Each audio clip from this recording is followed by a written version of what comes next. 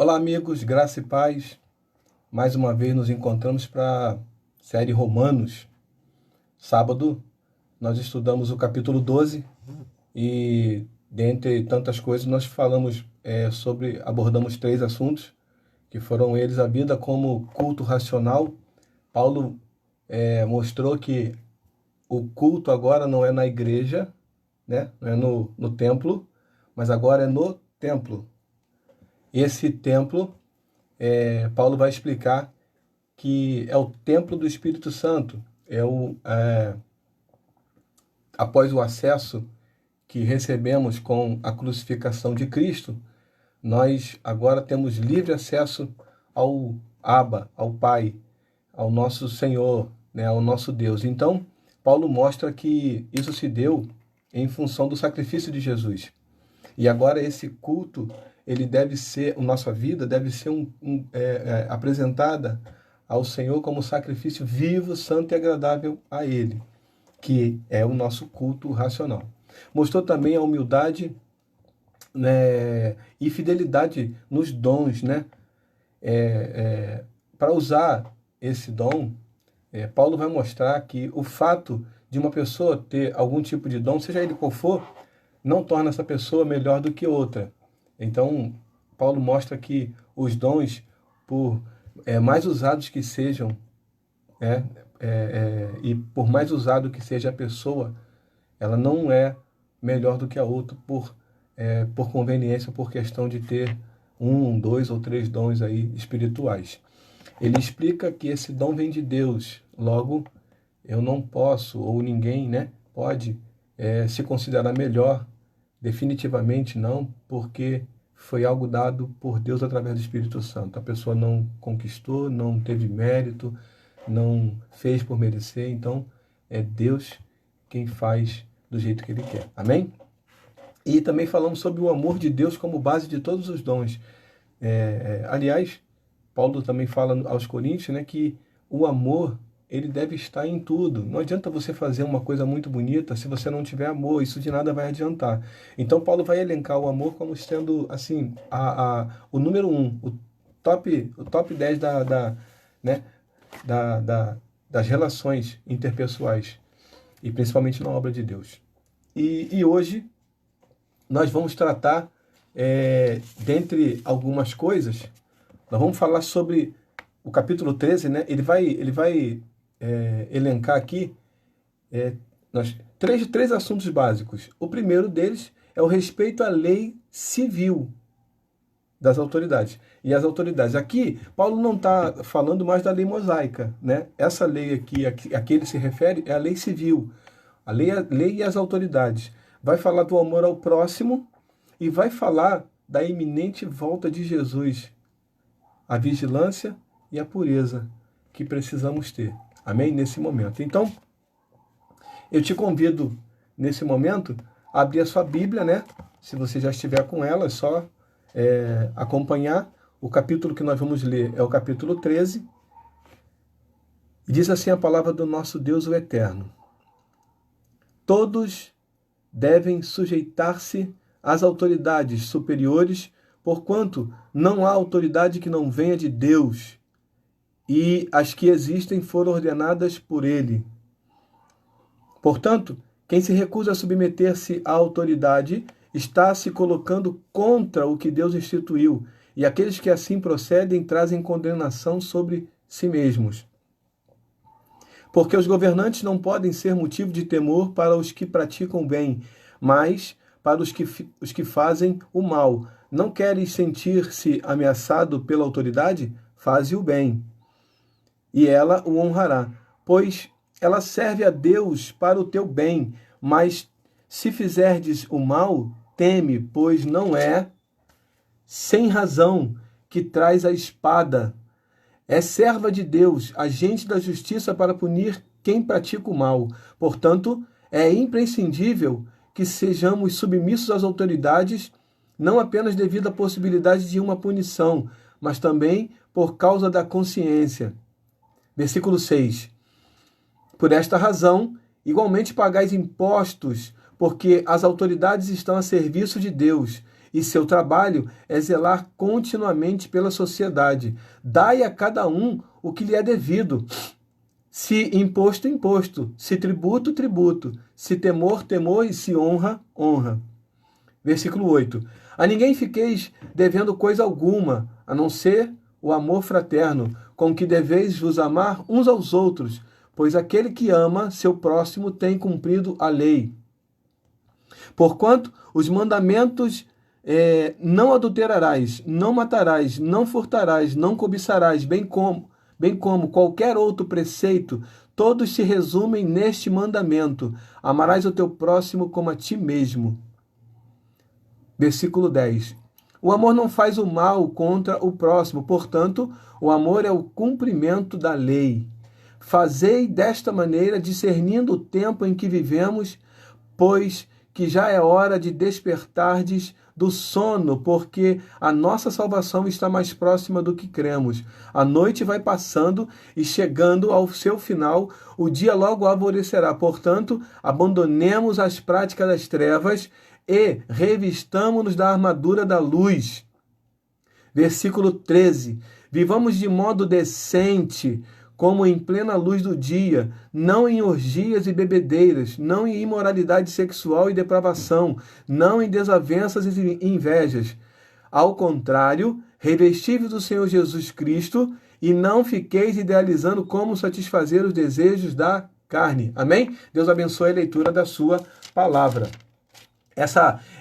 Esse texto que nós lemos, ele é bem claro nesses três tópicos que a gente vai colocar.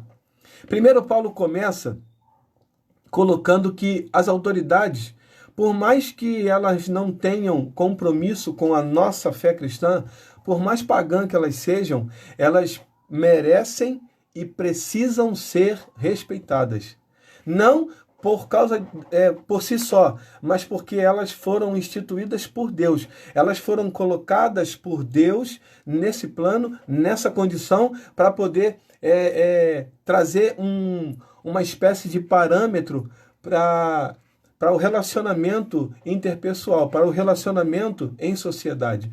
Porque se a gente pensar sem os governantes, tentar viver sem os governantes, sem uma lei, sem uma autoridade, eu acho que cada um vai querer fazer do seu jeito e vai acabar virando uma bagunça.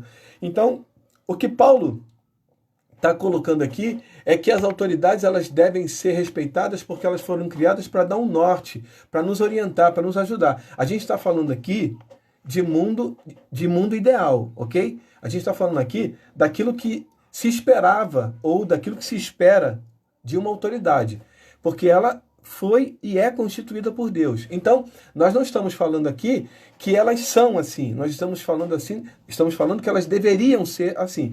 Então, se eu disser alguma coisa aqui que porventura não corresponda com a nossa realidade, entenda, nós estamos falando de algo ideal, de algo que a Bíblia prevê como sendo o correto. Aliás, a nossa Constituição, ela tem várias previsões que muitas vezes não são cumpridas. Então, a Constituição prevê um mundo ideal. A Constituição prevê aquilo que seria o digno, o correto, o saudável para o ser humano, para os brasileiros, no caso.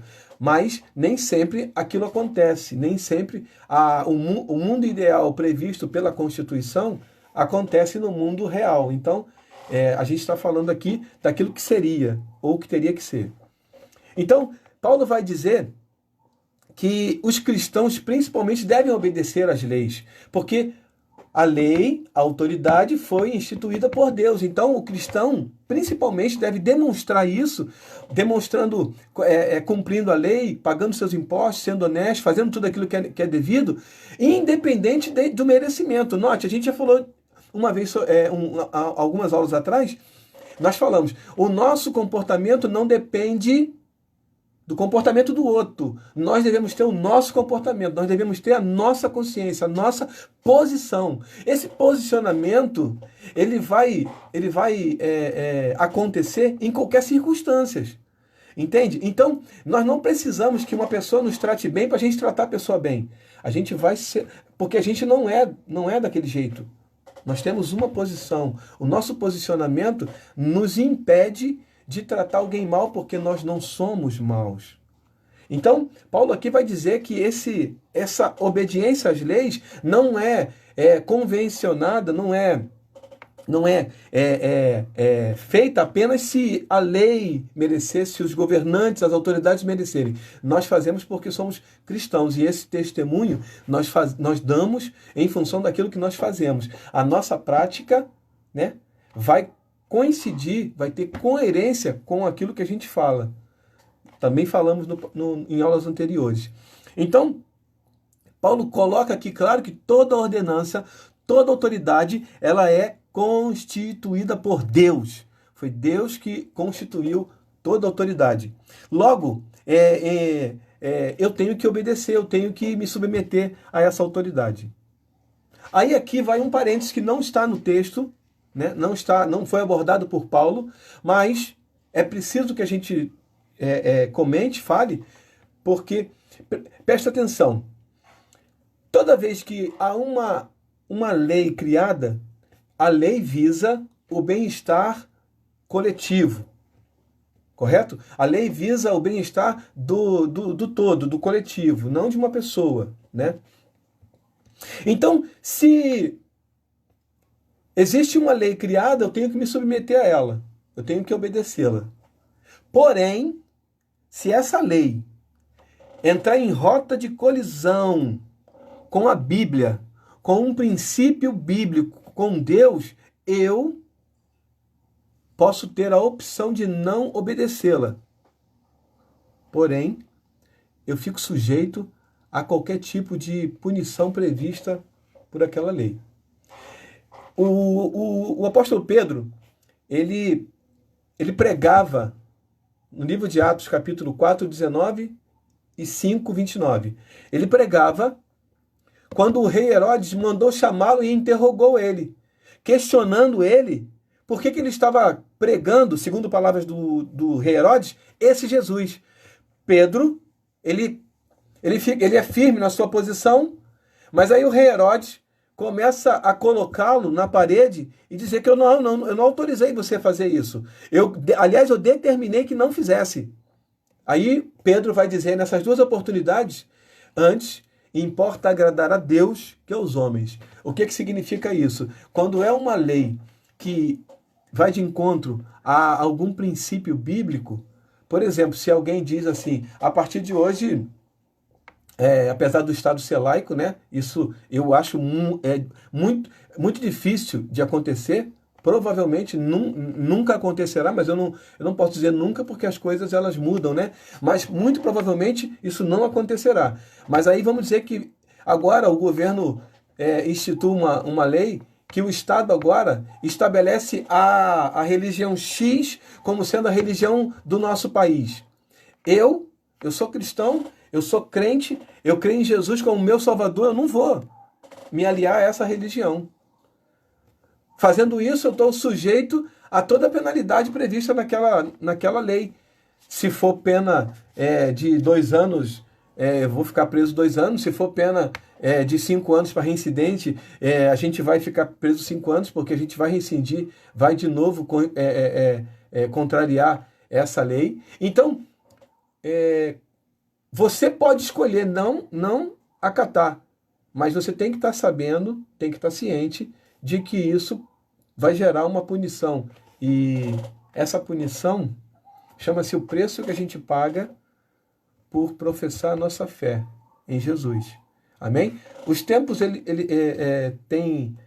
são outros, né? E eles têm mudado algumas coisas em função do comportamento das pessoas, e aí há uma necessidade de um ajuste na lei devido a alguns comportamentos. Então, cada comportamento vai gerar ou vai inspirar uma necessidade de lei.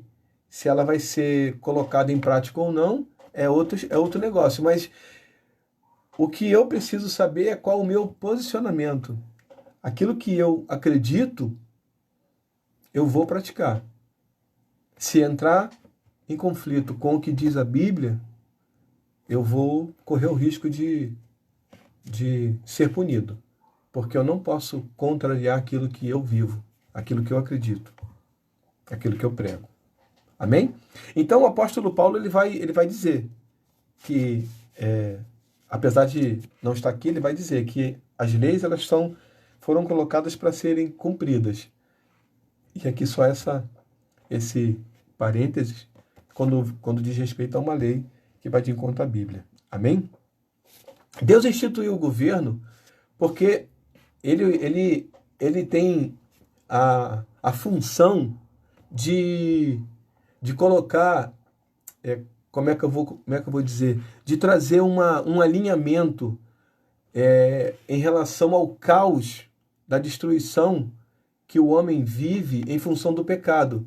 Então, se não tiver uma autoridade, a maldade vai crescer a passos muito largos. Então, Deus instituiu as autoridades para poder frear essa maldade. Então, ele diz aqui, se você não quer ser punido, né? Se você não quer receber uma punição, cumpre a lei. Por quê? Porque a lei ela não veio para agredir os bons. Ela veio agredir quem descumpre a lei. Então, se uma pessoa é má, fazendo fazendo coisas erradas, ela vai sofrer a sanção da lei, né? As penalidades da lei. Então, o apóstolo Paulo, ele declara que a lei ela é serva de Deus. A lei serve a Deus cumprindo um papel de trazer equilíbrio na sociedade e até certo ponto segurança, né? Quando eu digo segurança, em relação a bloquear a maldade. Os governos instituídos por Deus, eles, de um modo geral, eles têm a função de proteger as pessoas necessitadas, as pessoas que estão vulneráveis socialmente. A gente está falando de mundo ideal, ok? Então, se a gente não vê isso na prática, a falha não está em Deus, a falha está no governo, amém? Se porventura existir essa falha, né? Então, a autoridade ela foi constituída por Deus para poder atender, para poder socorrer essas pessoas, que muitas vezes não são socorridas, a gente sabe, né? E a espada era o símbolo da autoridade no Império Romano. Então, quando fala da espada, o apóstolo Paulo estava tratando com aqueles homens, contextualizando essa situação, esse assunto da autoridade, porque ele falava de espada. E aos ouvidos daqueles irmãos naquela época, eles conseguiam entender que a espada era o símbolo da autoridade. Essa é uma passagem que nos ensina que, em alguns momentos, a lei precisa utilizar a força. Por quê? Para poder estabelecer a ordem, estabelecer a justiça. Então, é preciso, em alguns momentos, o uso da força para poder estabelecer aquilo que a lei determinou.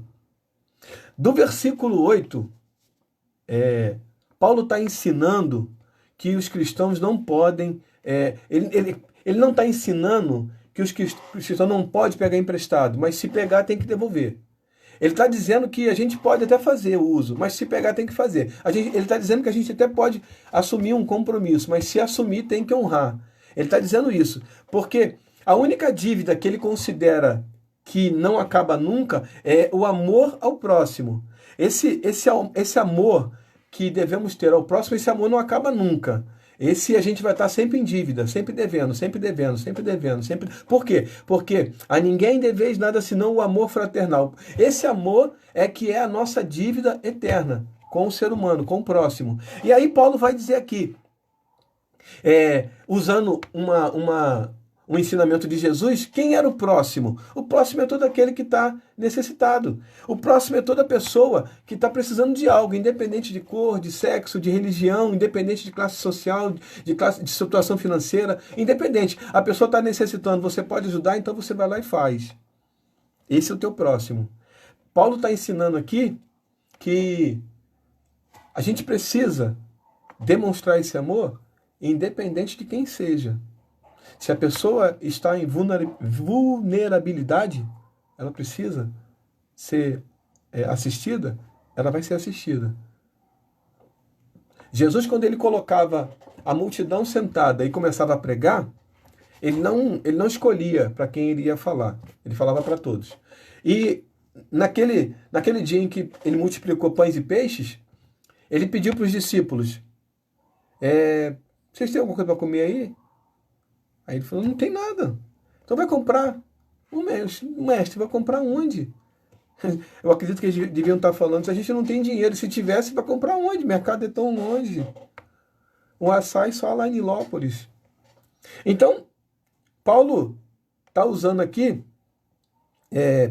Jesus está usando aqui um termo, uma forma de nos mostrar que tudo aquilo, todas aquelas pessoas e tudo aquilo que ele estava fazendo não era para ver para quem ia fazer, era para fazer indistintivamente a todos, sem fazer nenhum tipo de acepção. Então, Jesus ele não olhava e perguntava, mas aquele menino ali não veio para a igreja ontem, então eu não vou dar para ele não, um peixinho. Tira ele, não. Aquela mulher aqui falou, não. A gente está falando de assistência, a gente está falando de socorro, a gente está falando de algo que era necessário. A gente não está falando de ministério, de oportunidade, não. Estamos falando de assistência. A pessoa precisa, independente de quem ela seja, tem que assistir. O amor tem que ser liberado para essa pessoa em forma de atitude. Ponto final. Isso aí tem que ser líquido e certo. A gente não pode ter nenhuma dúvida aqui. Você não vai olhar e falar, não, essa pessoa não merece. Não. Faz e ponto final. Então Jesus fez isso e o apóstolo Paulo está dizendo que o nosso próximo é todo aquele que está necessitado. Amém? Do versículo 11 ao 13, Paulo começa a falar sobre a iminente volta de Jesus. Paulo começa a dizer que aqueles irmãos tinham que largar as práticas, ele até denomina como trevas, porque Jesus pode voltar a qualquer momento. A profecia era motivadora, porque ela enchia as pessoas de temor e as pessoas começavam a buscar a Deus, buscar ao Senhor Jesus. Então Paulo está mostrando aqui que essa iminente volta não deve ser recebida com medo. Eu estou com medo de... Não. Deve ser recebida com gratidão, porque é para lá que nós vamos. É para lá que nós... Obrigado. É para lá que nós temos a proposta para ir, para o céu. Então, Paulo está mostrando aqui que essa volta de Jesus, ela não pode ser uma coisa temerosa, com medo, mas deve ser algo motivador. Isso deve me motivar a buscar mais de Deus. No tempo da vida de Paulo, os irmãos, alguns não acreditavam nessa segunda vinda de Jesus. Estavam aguardando a primeira. Então Paulo tem que mencionar essa volta de Jesus como sendo algo iminente, como sendo algo real, para que eles pudessem começar a olhar aquilo com outras óticas. E a cada dia que passava, a gente estava mais próximo, vou colocar eles, né? Eles estavam mais próximos dessa vinda. A cada dia que passava, dormiu hoje, acordou amanhã, eles estavam mais próximos da vinda do Senhor Jesus. Então, Paulo estava mostrando que a necessidade de estar, vamos dizer assim, vigilante, ou de estar posicionados de acordo com a vontade de Deus era muito grande. Porque a qualquer momento, como diz a Bíblia, num piscar de olhos, Jesus ia voltar. E essa volta dele, como Paulo acreditava ser algo verdadeiro, iminente, essa volta,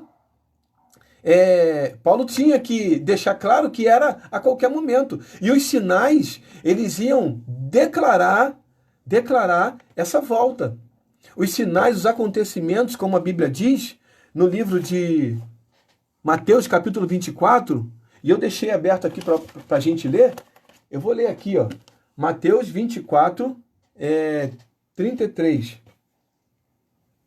Diz assim, ó, igualmente, quando virdes todas essas coisas, sabei que ele está próximo às portas. Ou seja, quando os acontecimentos, né, como a gente tem visto aí, começarem a aparecer para nós, nós precisamos estar vigilantes, porque ele está próximo, está às portas. Então, Paulo vai declarar que a volta de Jesus era uma realidade. Muita gente hoje vive como se Jesus não fosse voltar. Muita gente vive hoje como se essa volta de Jesus não fosse uma realidade. Só um minuto.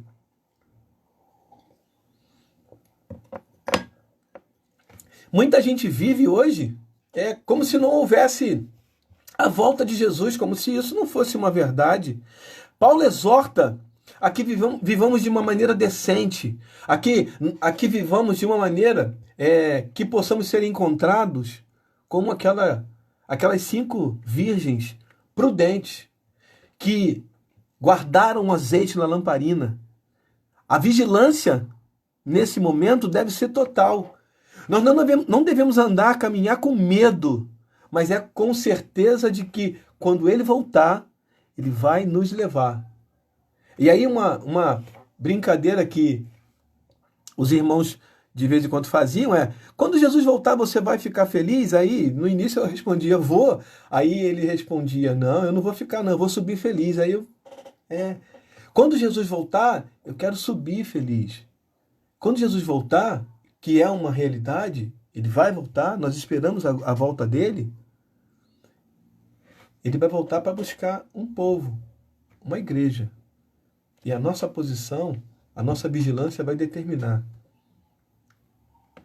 como que ficará a nossa situação. E Paulo exorta aqui esse povo, e essa exortação chega até nós, a que vivamos uma vida decente, vigilante, porque a volta de Jesus é iminente.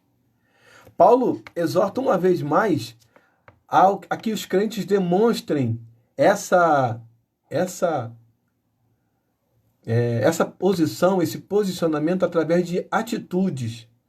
Paulo mostra que a nossa atitude em dizer não ao pecado, em dizer não às práticas carnais, vai mostrar para o mundo o nosso posicionamento. E isso vai fazer com que outras pessoas vejam Cristo na nossa vida. E isso não é uma tarefa fácil. Isso demanda rejeição. Isso demanda abdicar de coisas que vão ser apresentadas para nós. Isso demanda renúncia. Isso demanda uma posição muito, muito firme daquilo que a gente acredita.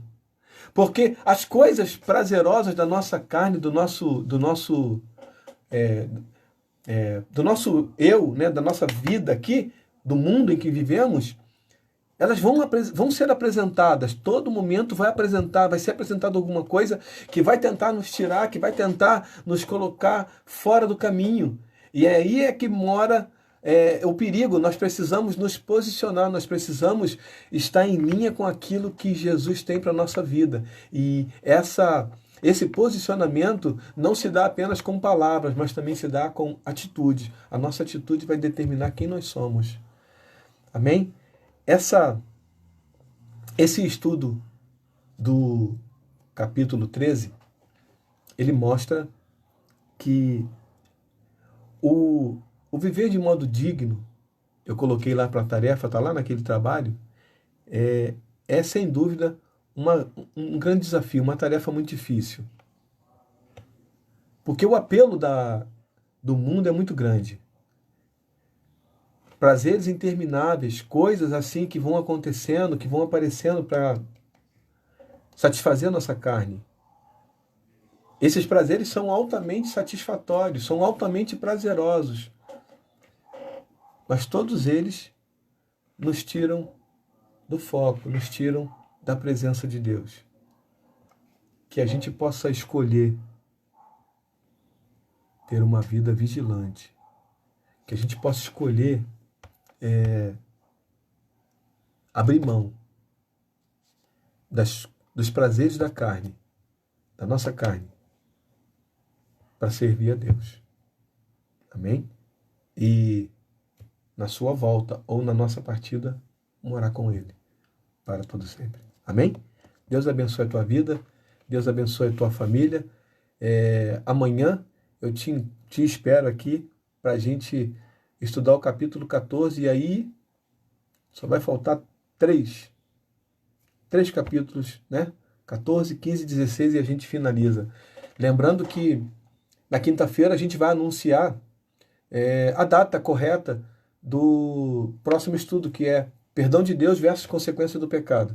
Esse estudo eu te encorajo a participar, porque ele é extremamente esclarecedor e extremamente necessário para a nossa vida. Com certeza, você em algum momento da sua vida viu ou viveu algum conflito em relação a esse assunto. Quando a gente colocar ele para você, você vai naturalmente se identificar com alguém que você conhece ou talvez até com você mesmo. Então, eu te encorajo a participar desse estudo. A gente vai anunciar na quinta-feira qual o dia certo. Eu acredito que talvez sejam 2 encontros, não vai passar de 2, mas a gente não tem certeza ainda, a gente vai estar avaliando. E lembrando que esse material de hoje e os anteriores está lá no Facebook, né, um link para você baixar e ir para a página.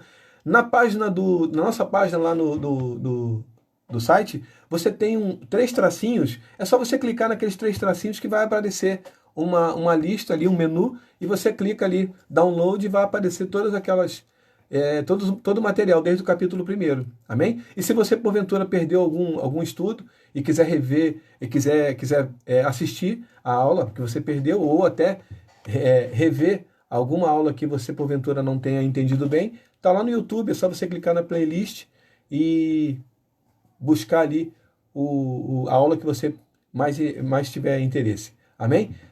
A gente finaliza, então, esse capítulo 13, agradecendo a você pela sua companhia, agradecendo a você pela sua paciência e declarando sobre a sua vida um final de segunda-feira abençoado para a glória de Deus. Amém? Deus abençoe a todos, tenham todos um ótimo dia e amanhã a gente se encontra às 11 horas para o capítulo 14 da série Romanos. Amém? Deus abençoe a tua vida.